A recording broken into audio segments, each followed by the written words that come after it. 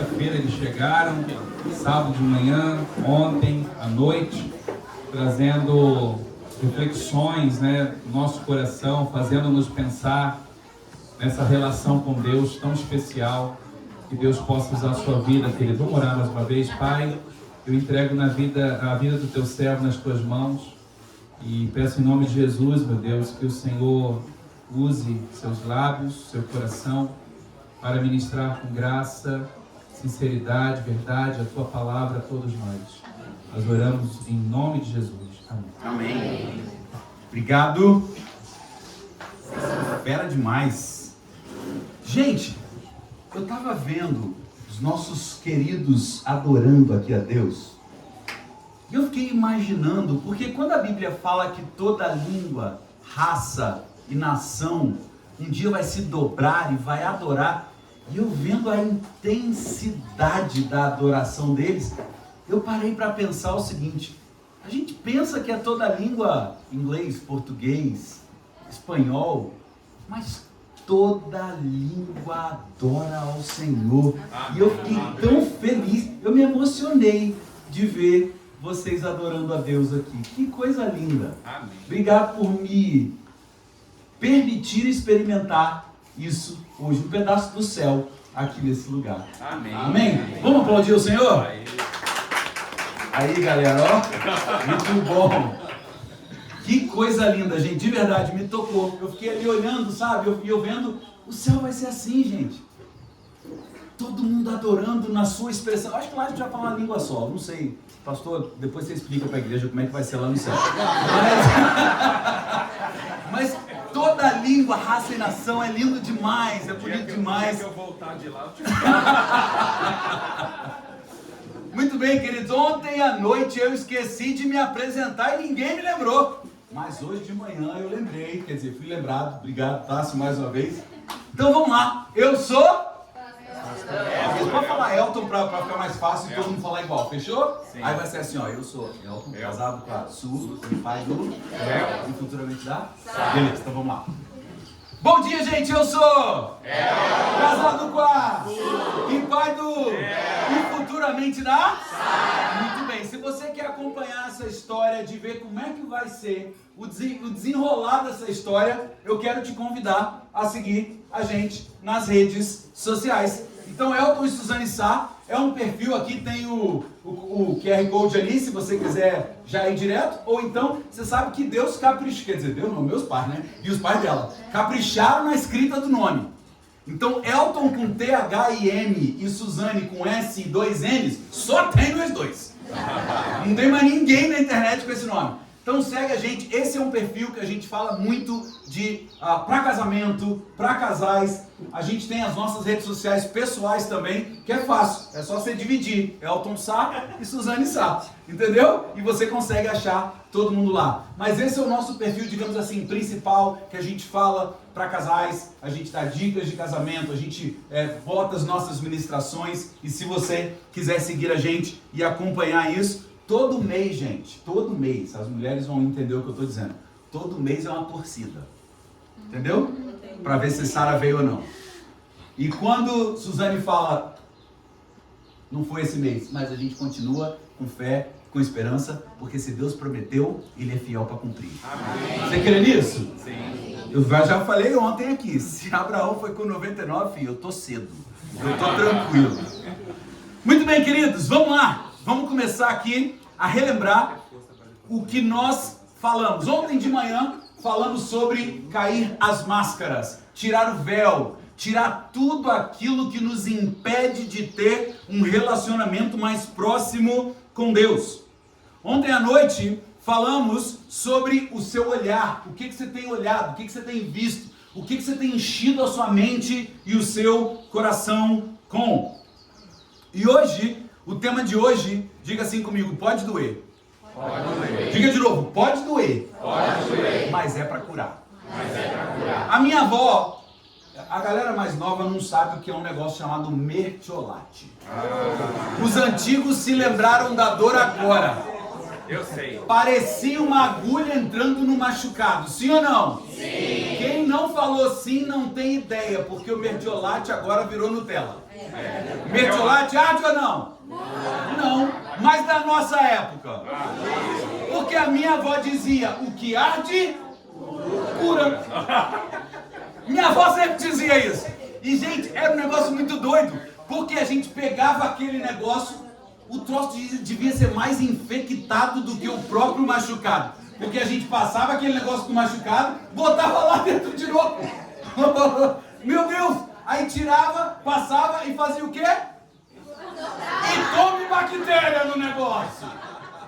Mas o fato é que curava, irmã. É exatamente esse o ponto. Só de pegar o vidro a gente... Gente do céu, minha mãe falava, vou pegar o mertiolate. Já curou! Já curou, mãe, já curou. Exato. Melhor a casca depois que ele fazia. Gente, era sensacional. E o medo de arrancar a casca e ter que botar de novo o mertiolate. Misericórdia. Pois é, o fato é que doía, mas curava. E hoje nós vamos falar sobre mais um pedaço do versículo de 2 Coríntios 3:18. Nós falamos sobre tirar o véu, nós falamos sobre olhar, tá lá, a primeira parte de ontem de manhã.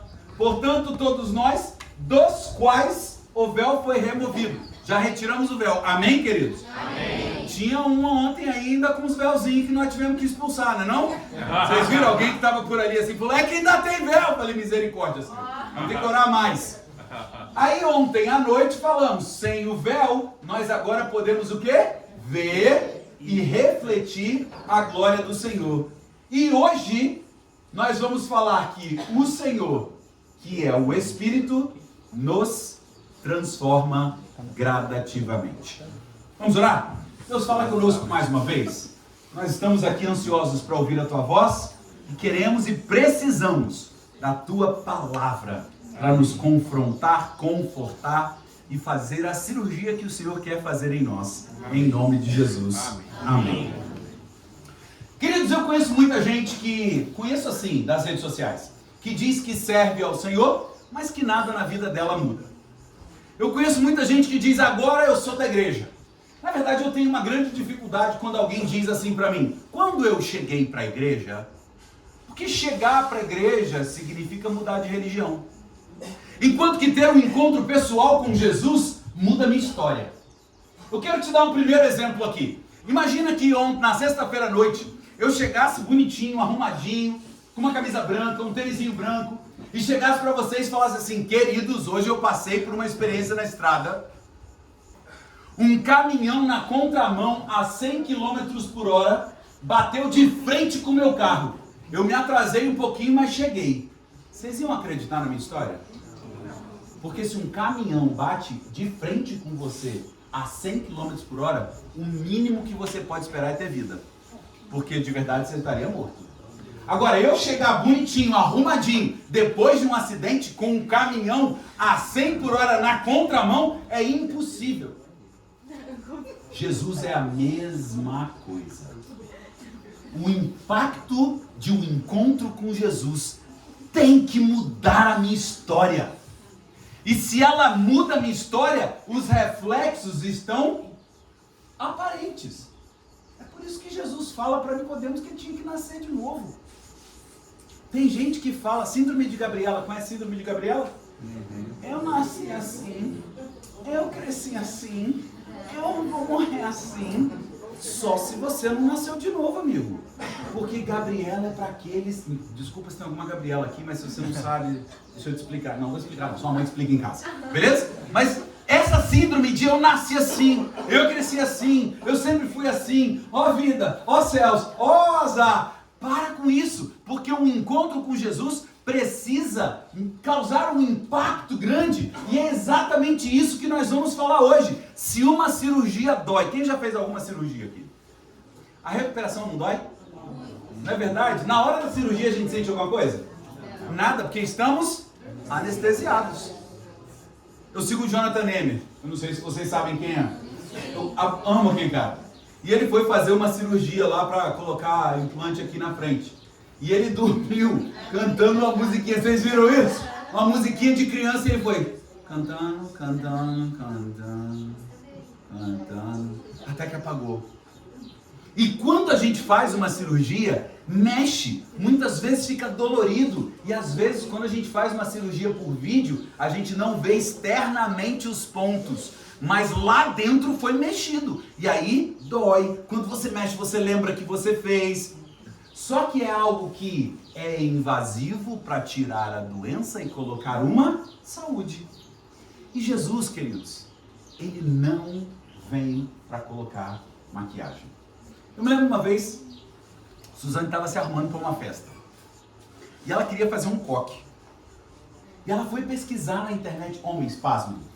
Homens, as mulheres já sabem o que eu vou falar. Mas os homens não sabem ainda não. Para fazer um coque, usa uma esponja de cozinha. Aí você vai numa festa, vê o cabelo da mulher lindo. Mal sabe você que tem uma esponja amarela e verde atrás daquele negócio. Amarelo e verde é cara, né? Vamos comprar uma mais baratinha para fazer o penteado. O que eu quero dizer é que Jesus, ele não vem enfeitar o pavão, enfeitar o coque, enfeitar nada. Ele vem para fazer uma cirurgia para que eu e você vivamos o milagre. Mas o milagre de Deus tem processo. Diga comigo assim, o milagre tem processo. Diga assim, a cura tem tratamento. Diga assim comigo, a liberdade tem que ter verdade. E tem gente querendo viver liberdade na mentira, tem gente querendo viver milagre sem processo, e tem gente querendo viver cura sem tratamento. Só que aqui a gente vê que a transformação ela é gradativa, e para ser gradativa ela tem etapas, tem processo e dói. Só que é uma dor que vem para curar. Tá fazendo sentido até aqui, sim ou não? Sim. Então, em primeiro lugar, eu quero dizer para você, Jesus não faz maquiagem, ele faz cirurgia. Ele mexe onde dói. Naquela história do paralítico, gente, eu sempre quis ver a cena do paralítico sendo descido pelo teto. Obrigado aos criadores de The Chosen. Amei. Porque eu sou daqueles que leem a Bíblia com uma imagem em 3D na minha cabeça, sabe assim? Sabe o Fantástico Mundo de Bob? Eu sou meio Bob. Eu vou lendo a Bíblia e a imagem vem aparecendo na minha frente, vem crescendo na minha frente. E eu começo a imaginar como é que seria aquela cena.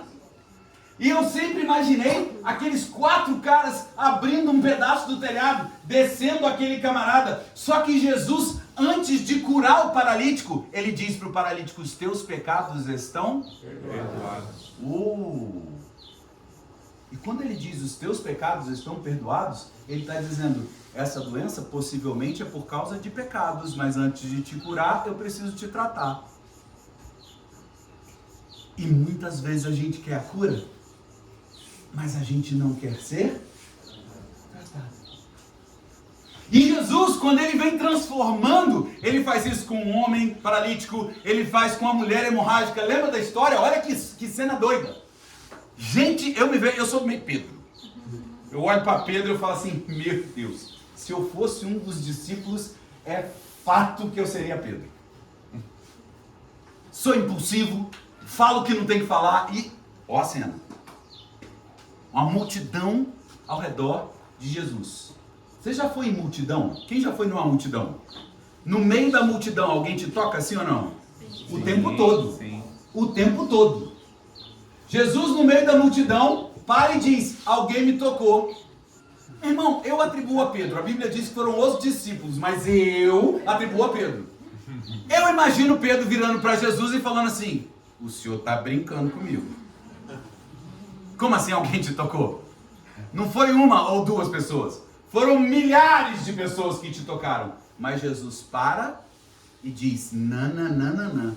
Alguém me tocou porque de mim saiu poder.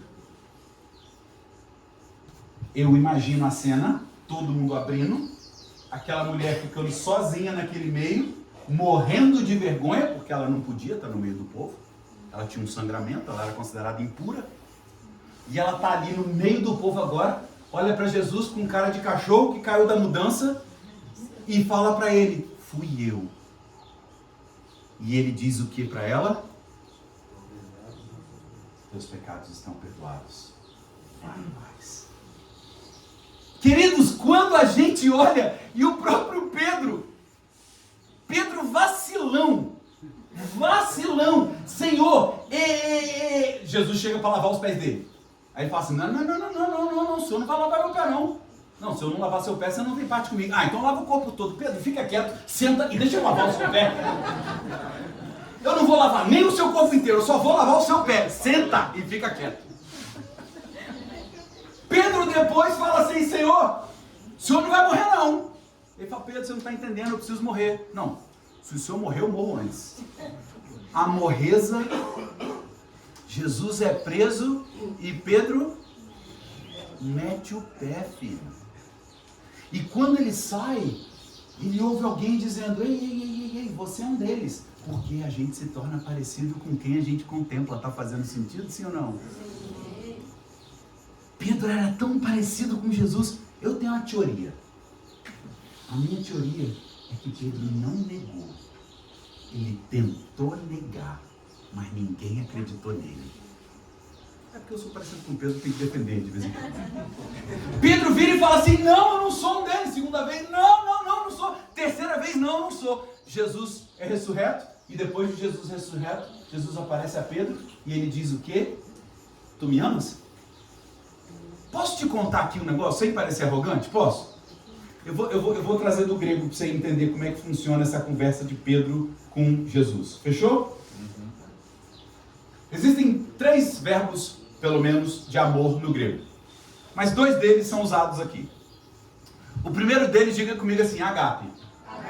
O amor agape é o amor sacrificial, é o amor que Jesus tem por mim e por você. É o amor de entrega, é o amor de quem morre por você. Esse é o amor agape. O segundo amor é o amor filéu. Fala comigo, filéu. O amor filéu, ele é o amor de gosto muito. Tem um amor filial por você, meu irmão. Sou seu brother. Gosto pra caramba de você. Mas não sei se morreria por você. Faz sentido ou não? Talvez se eu conhecesse 3 dias, talvez eu morreria por você. Mas ainda não estou nessa. O que eu quero dizer é que Jesus, na primeira vez que ele pergunta, porque na tradução em português está, Pedro, tu me amas? Sim. Pedro, tu me amas? Sim. Pedro, tu me amas? Tu sabe de todas as coisas e sabes que eu te amo. Não é assim que a gente lê? Posso botar um pouquinho mais profundo para você entender como é que é?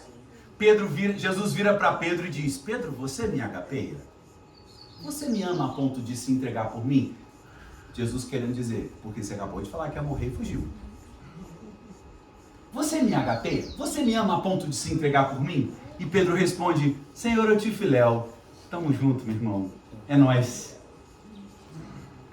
Jesus pergunta a segunda vez, Pedro, você me agapeia? Para. Na primeira vez, Jesus diz, apacenta as minhas ovelhas. Segunda vez, Pedro, você me agapeia? E Pedro responde, Senhor, eu te filéu. Tamo junto. Sou amigão. Na terceira vez, a Bíblia diz que Pedro ficou triste. Sabe por que Pedro ficou triste? Porque Jesus muda o verbo. Na terceira vez, Jesus pergunta assim, Pedro, você me filéu? Percebeu que nas 2 primeiras vezes, Jesus perguntou, você me agapeia? Você me agapeia? E Pedro responde, eu te filéu, eu te filéu. Na terceira vez, Jesus pergunta, Pedro, você me filéu? Você é meu amigo? E Pedro responde, Senhor, tu sabes de todas as coisas. E sabes que eu te filéu. E Jesus não diz, já que você me filéu, para trás de mim, Satanás. É isso que Jesus fala para ele? Não. Jesus diz, apacenta as minhas ovelhas. Mesmo sabendo que a gente nunca vai amar Jesus como ele nos ama, ainda assim ele conta com a gente. Gente, isso é forte demais. Porque de verdade, eu olho para a minha vida, para a nossa história, eu olho para onde Deus tem nos levado, e eu fico pensando, eu não era digno de estar aqui, porque eu não sei se eu agapeio Jesus. Mas ele continua dizendo para mim e para você, pastorei as minhas ovelhas, eu conto contigo no reino. Com toda a sua limitação, é com você que eu conto. Mas quando Jesus faz isso com Pedro, foi doloroso, sim ou não? Foi porque ele reconheceu. Foi constrangedor? Foi. Jesus teve que rebaixar o nível do amor dele para entender o amor de Pedro. Mas foi cirúrgico. E cada vez que Pedro falava, eu te filéu, Jesus o recomissionava, dizendo, apacenta as minhas ovelhas, eu estou contando contigo. O que eu quero dizer para você nessa manhã, querido, é que Deus não ignora a sua dor, mas Ele trata a sua dor para que você vire uma nova pessoa, um novo nascimento. É Jesus que me transforma, é Jesus que tira os ins da minha vida. Como assim, pastor? Eu era injusto e Ele me torna justo a palavra que você tem que falar agora, tá bom?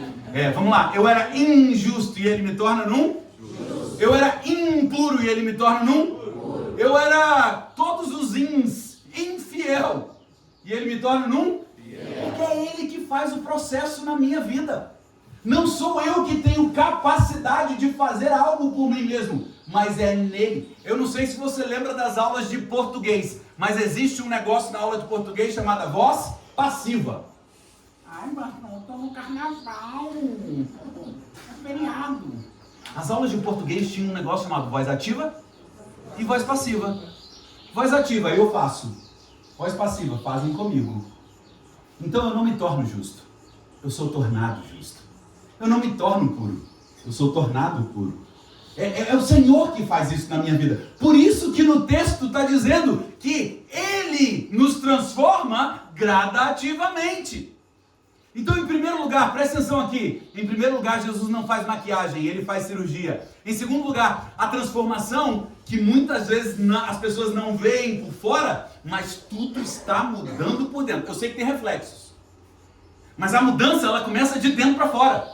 Porque se ela começa de fora para dentro, eu dependo de circunstâncias para ser fiel a Deus. Mas quando Deus vai fazendo a mudança aqui dentro, o que vai acontecendo é que eu vou me transformando a partir dele, e não importa mais o que acontece à minha volta, eu continuo fiel a Ele.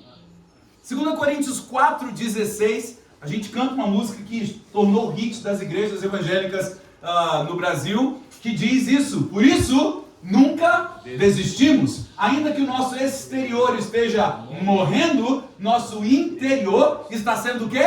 Renovado a cada dia. Você pode dar um amém por causa disso? Amém. Exteriormente muitas vezes há um desgaste, mas interiormente há em Cristo uma renovação. Por isso que muitas vezes a transformação de Deus começa onde ninguém vê. É no silêncio.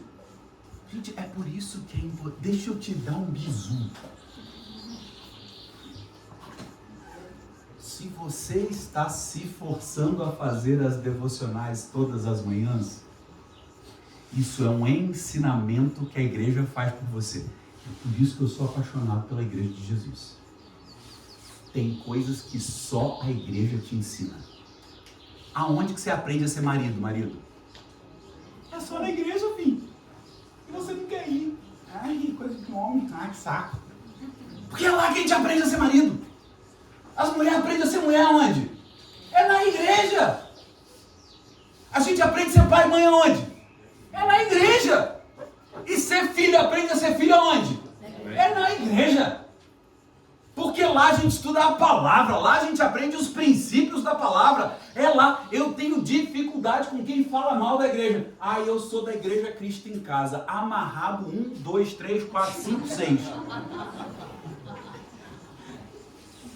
Porque se não fosse para ter igreja, não estava escrito em Hebreus: não deixemos de nos reunir como igreja. Então, de verdade, a igreja é um lugar. Eu preciso da igreja para ter relacionamento com Deus? A resposta é não. Para você ter um relacionamento com Deus, você não precisa da igreja. Mas que a igreja contribui para você melhorar? É claro que contribui. Dá um up. Imagina os crentes que agora, em Sorocaba não tem não, em Resende deve ter uns 3, que são crentes, mas agora estão lá, atrás da micareta, esses caras estão sendo edificados no relacionamento com Deus? Não. Mas você que está aqui como igreja, está. Faz sentido ou não? Então o que eu quero dizer para você, querido, é que a transformação, ela começa de dentro para fora. Deus usa a igreja? Claro que usa. Deus usa a palavra? Claro que usa. Deus usa outro irmão? Claro que usa. Deus usa a gente. Por quê? Porque a gente vai se, afiando um no outro, na palavra. Agora, como é que Deus começa a mexer na nossa vida? Primeira coisa, o nosso jeito de ser. Não, pastor, eu sou assim mesmo, sabe? Eu sou impaciente, porque meu pai era impaciente, meu avô era impaciente. Pastor, eu sou crente, mas não sou trouxa. Eu falo mesmo. Mas tu fala mesmo, amigo. Então precisa de um Jesus para mudar esse mesmo na tua fala aí. Porque tem um monte de gente que diz, eu sou de Jesus, mas nada muda. Se você é de Jesus, alguma coisa tem que mudar. Então o seu jeito de ser, e vou te falar uma parada, de verdade. Às vezes as pessoas viram para mim e falam assim, pastor, o diabo tá furioso, pastor. Tá furioso por quê, irmão? Porque tudo que tem para dar errado, tá dando errado. Eu falei, não é diabo não, é Deus. Que isso, pastor? Deus? É porque Deus está testando os seus limites. Você que é impaciente, se você quer ter paciência e está pedindo a Deus por paciência, não espere que vai vir uma dose de paciência quando você acordar. O que vai vir para você? Treinamento. Tribulação, filho. É isso, é treinamento. Quanto mais eu peço, então eu não vou pedir paciência não, eu vou pedir força. Não pede força não, que você vai matar. Vai dar ruim. O impaciente, ele aprende a esperar. O controlador aprendendo a confiar. O medroso aprendendo a descansar. O jeito de ser começa a mudar. Jesus começa a mudar. O nosso gênio, raiva, irritação, orgulho, mágoa guardada. Pastor, eu tenho uma dificuldade de perdoar. Deixa Jesus lá. Tira o véu, filho. Tira o véu. Uma vez alguém virou para mim e falou assim, pastor, você falou uma palavra sua que a gente tinha que perdoar, mas você não tem ideia do que a pessoa XYZ fez comigo. Eu falei, realmente, eu não tenho ideia. Eu não sei o tamanho da sua dor, mas eu tenho uma coisa para te dizer. Essa pessoa não merece que você morra por causa de algo que ela fez para você no passado. Como assim, pastor? Eu falei, a falta de perdão é uma das principais causas de doenças que começam a corroer aqui dentro e depois de um tempo elas vêm aqui para fora. Então perdoa, mas ele não merece. Eu falei, mas você não merece morrer por causa disso. Perdoar uma pessoa, porque assim, gente, de verdade, o legal mesmo seria se a gente pudesse se vingar. Sim ou não? Vocês estão percebendo que eu estou fazendo umas confissões aqui, né? Ontem eu já confessei uns pecados, hoje eu estou confessando mais alguns. Porque o legal mesmo é se eu pudesse ferir na mesma medida. É por isso que às vezes os casais guardam palavras para acusar um ao outro. Porque você sabe o que fere o seu cônjuge, sim ou não? Eu sei exatamente o que falar para fazer a Suzane chorar. Ah, mas eu sei. E não é eu te amo não. Porque eu te amo também, né? Uma história rápida aqui. A Suzane estava numa das crises, né? Ela já passou por umas 8 crises. E em todas elas ela voltou 100% à sua saúde física. Numa delas ela ficou 30 dias sem andar. 30 dias sem andar. E eu sou daqueles malucos. Eu reuni a família e falei, eu vou comprar uma bicicleta para a Suzane. E todo mundo olhou para mim e falou, mas ela está sem andar. Eu falei, mas ela vai voltar e ela vai pedalar. E foi muito doido, porque foi na época que a gente quebrou financeiramente. Então só tinha a mesma bicicleta para andar. E pedalávamos, né, Su? Nessa que Suzane estava 30 dias sem andar, eu falei, vou ensinar uma lição boa pro Theo. Falei, Theo, mamãe tá doente, nós vamos na loja que ela gosta, vamos comprar uma blusa que ela vai gostar, para fazer ela sorrir. Então vamos, pai, então vamos. Fomos na loja lá de uma amiga nossa, Jaque, Su tá doente, queria comprar uma blusinha, aí compramos uma blusa e tal, chegamos, eu falei, vai lá, Theo, e entrega. Aí o Theo vai e entrega o presente pra Suzane, e Suzane faz o quê?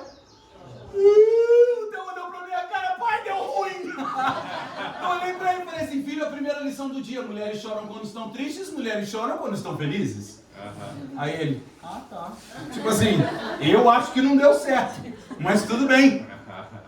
O que eu quero dizer com isso, queridos, é que casais sabem exatamente o que falar para ferir o outro. Guardam as palavras certas para soltarem na hora que querem se vingar. Mas deixa eu falar uma coisa para você. A vingança não é minha nem a sua. A vingança é do Senhor. Ai, mas é injusto. Verdade. É verdade. Porque o justo seria se vingar. Mas também é injusto que você morra com câncer. É injusto que você morra com qualquer outra doença, que é a doença chamada psicossomática. É uma doença que vem te corroendo por dentro e quando ela externaliza, já te zoou por dentro. Então o Senhor quer curar isso. Ele quer tratar isso. É a ferida que vira ciúme, é a humilhação que vira arrogância, é a dor que te afasta de todo mundo. Terceira coisa que o Senhor quer tratar é as nossas histórias não resolvidas. Traumas, abandonos, perdas, palavras que marcaram, abusos. Queridos, são coisas que são horríveis. Mas o Senhor quer tratar. Lembra que eu falei sobre a criança? Que o pai e a mãe têm autoridade para tirar ali a fralda e limpar essa sujeira? O Senhor, Ele quer tocar numa intimidade que você não quer abrir para ninguém. E está tudo bem se você não quer abrir para ninguém, mas o Senhor quer tocar. Deus, Ele não quer mudar o seu comportamento. Ele quer mudar a sua motivação. Ele não quer mudar só o exterior. Ele não quer que você pare de gritar. Ele quer que você cure a sua raiva. Ele não quer que você sirva para buscar a aprovação. Ele quer curar essa aprovação para que você sirva de coração. É exatamente assim. Ele vai tirando camadas, ele vai curando memórias, ele vai restaurando a identidade, ele vai moldando o nosso caráter. E em terceiro e último lugar, meu Deus! Eu estou mais do que em casa. Terceiro ponto é exatamente o tema da nossa palavra. Diga mais uma vez comigo assim: pode doer. Pode doer. Mas é para curar. Mas é para curar. Pastor, mas se dói, por que eu devo deixar Deus tocar nisso? Eu me lembro de uma vez que eu estava fazendo um downhill, assim, sabe? Lá em Resende tem Penedo, então Penedo você vai subindo, e na volta era descendo.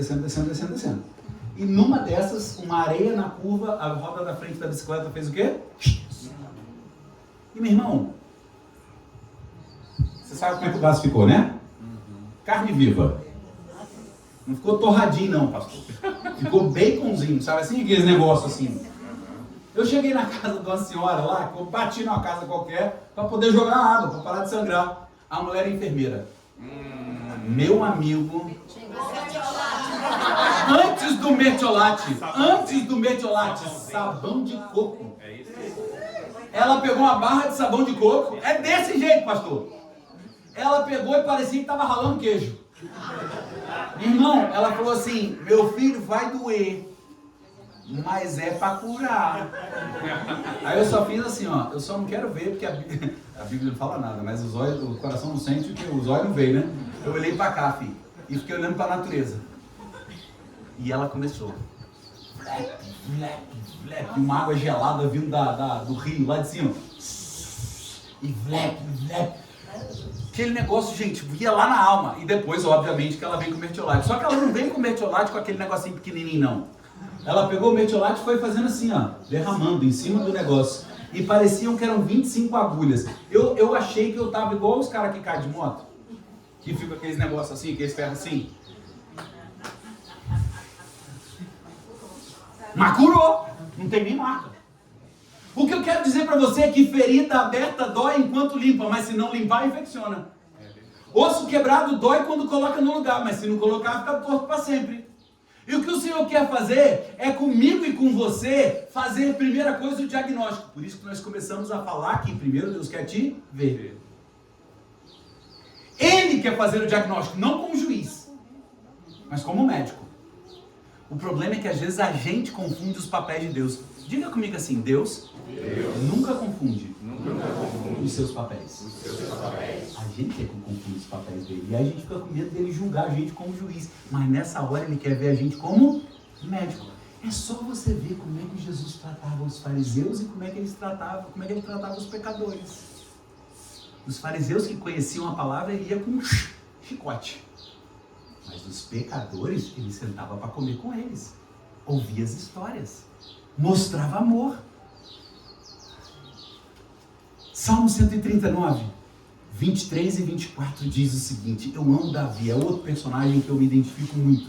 Davi diz o seguinte, examina-me, ó Deus, e conhece o meu coração, prova-me e vê os meus pensamentos, mostra-me se há em mim algo que te ofende e conduz-me pelo caminho eterno. É corajoso, porque o que a gente quer de verdade é se esconder de Deus, mas Deus quer nos curar. Sonda-me, examina-me, é a oração de quem quer ser diagnosticado e não só anestesiado. Então, como é que eu coopero com Deus? Permitindo o diagnóstico, abrindo mão do controle, porque quando a gente vai para a cirurgia a gente apaga, e quem está no controle da cirurgia é quem? O médico. Por isso que quando eu vou fazer qualquer coisa, eu falo, Deus, que as tuas mãos sejam as mãos do médico, porque agora, filho, acabou meu controle. Filipenses 1,6. Quando eu me rendo, eu tenho essa certeza. Filipenses 1,6 diz, vamos falar comigo? Essa é boa para você repetir comigo. Diz assim comigo, tenho certeza de que aquele que começou a boa obra em vocês irá completá-la.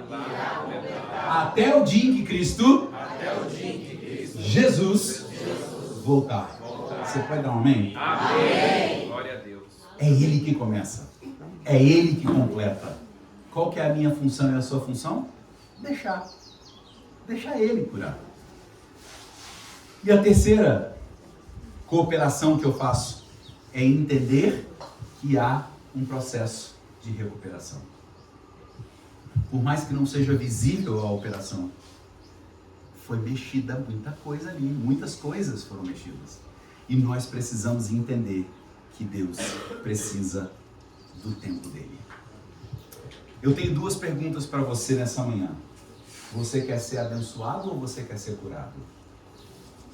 Porque bênção, às vezes, é superficial. Mas cura, ela é profunda. Bênção é presente. Cura é processo. Então Jesus me convida e te convida hoje assim, ó, deixa eu mexer lá dentro.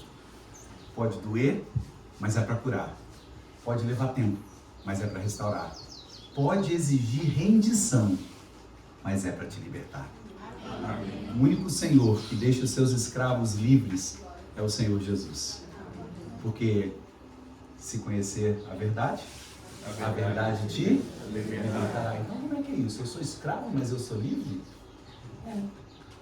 Essa é a ilógica do Evangelho. O reino, quanto mais eu sou generoso, mais eu tenho. Quanto mais escravo, mais livre. Quanto menor, maior. Quanto mais baixo eu falo, mais autoridade. É muito doido. Porque foge à lógica humana. E é por isso que eu amo ao Senhor. E eu digo, eu prefiro a cirurgia do que a maquiagem. Pode baixar a sua cabeça? Podemos orar?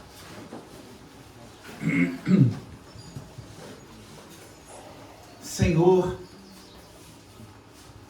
eu sei que hoje de manhã a gente não deu tanta risada, mas o Senhor falou com a gente de forma mais direta e mais dura, talvez. E a gente precisa, Senhor, para que o Senhor nos cure, para que o Senhor nos restaure, para que o Senhor nos transforme, que é o objetivo desse acampamento. Amém. Que nós nos rendamos ao Senhor. Amém. Que nós nos anestesiemos. Amém. E deitemos na mesa de cirurgia e deixemos o controle totalmente nas tuas mãos. Amém. Nós queremos pedir, médico dos médicos, vem tratar daquilo que precisa ser tratado. Amém. Vem fazer a cirurgia naquilo que ainda não foi feito, não por incompetência sua, mas por causa de véus que me impediam de entregar isso ao Senhor. Mas nessa manhã, eu quero dizer que nós entregamos isso nas tuas mãos. Amém. Em nome de Jesus. Amém. Amém. Amém. Queridos, nós vamos cantar, mas antes eu posso fazer rapidinho aqui. Ontem eu falei um pouco sobre o nosso livro. A gente vai estar com ele amanhã. Para você. Por que não vou me separar? É o nosso livro que eu comentei um pouquinho sobre ele ontem. A gente tem um segundo livro sobre casamento aqui, que é baseado naquele livro Prova de Fogo, e com os desafios para você fazer aos 40 dias. Mas esse livro aqui eu queria comentar com você, que esse livro aqui é o livro que mudou a minha história depois da Bíblia. A Bíblia mudou a minha história, mas esse livro aqui mudou um pouco mais. Por quê?